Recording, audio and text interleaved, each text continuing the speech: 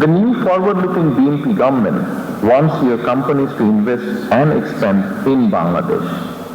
Whether you are a local entrepreneur or a foreign investor. When you invest in Bangladesh, our government will invest in you through our time, support and policies. বিদেশি বিনিয়োগকারীদের বাংলাদেশে বিনিয়োগ ও ব্যবসা সম্প্রসারণের আহ্বান জানিয়েছেন প্রধানমন্ত্রী তারেক রহমান। তিনি বলেন, বাংলাদেশে কেউ বিনিয়োগ করলে সব রকম সহযোগিতা দিয়ে পাশে থাকবে সরকার। বৃহস্পতিবার চীন মৈত্রী সম্মেলন কেন্দ্রে foreign investors chamber of commerce and industry FICCI আয়োজিত সম্মেলনে এসব কথা বলেন তিনি। প্রধানমন্ত্রী বলেন, 2034 সালের মধ্যে বাংলাদেশকে $1 ট্রিলিয়ন অর্থনীতিতে পরিণত করতে সরকার বিনিয়োগ বান্ধব পরিবেশ নিশ্চিত করতে কাজ করছে। বিদেশি বিনিয়োগ বাড়িয়ে কর্মসংস্থান ও অর্থনৈতিক প্রবৃদ্ধি ত্বরান্বিত করার লক্ষ্যে রাজধানীর চীন মৈত্রী সম্মেলন কেন্দ্রে অনুষ্ঠিত হল ফিকি এফডিআই সম্মেলন 2026। এতে প্রধান অতিথি হিসেবে যোগ দেন প্রধানমন্ত্রী তারেক রহমান। দেশের অর্থনীতি, বিনিয়োগ ও ব্যবসা বাণিজ্যের সম্ভাবনা ও চ্যালেঞ্জের নানা দিক উঠে আসে সম্মেলনে।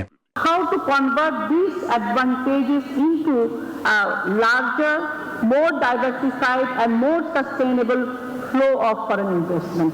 Allows us to privatize a lot of government assets in a much faster pace. It also enables us to do things like free trade zone, how we get all the students for our country, those who are in the school, colleges, universities, ready for the future of the world. এ সময় প্রধানমন্ত্রী বলেন, বাংলাদেশের দ্রুত বিকাশমান অভ্যন্তরীণ বাজার, তরুণ জনশক্তি, কৌশলগত ভৌগোলিক অবস্থান এবং নির্বাচিত সরকারের স্থিতিশীলতা বিদেশি বিনিয়োগের জন্য বড় শক্তি। তিনি আশ্বস্ত করেন, বাংলাদেশে বিনিয়োগ করলে পাশে থাকবে সরকার। The new forward-looking BNP government wants your companies to invest and expand in Bangladesh. Whether you are a local entrepreneur or a foreign investor. When you invest in Bangladesh, our government will invest in you through our time, support and policies. প্রধানমন্ত্রী বলেন, ইতোমধ্যে বিনিয়োগের আইনি সুরক্ষা জোরদার এবং কর ও VAT ব্যবস্থা সহজীকরণের উদ্যোগ নিয়েছে সরকার। সহজ করা হয়েছে মুনাফা দেশে ফেরত আনার প্রক্রিয়া। সেই সাথে পুঁজিবাজার শক্তিশালী করা এবং লালফিতার দৌরাত্ম্য কমানোর উদ্যোগ নেওয়া হয়েছে। পাশাপাশি নবায়নযোগ্য জ্বালানি, বন্দর, লজিস্টিক ও অবকাঠামো উন্নয়নেও গুরুত্ব দেওয়া হচ্ছে।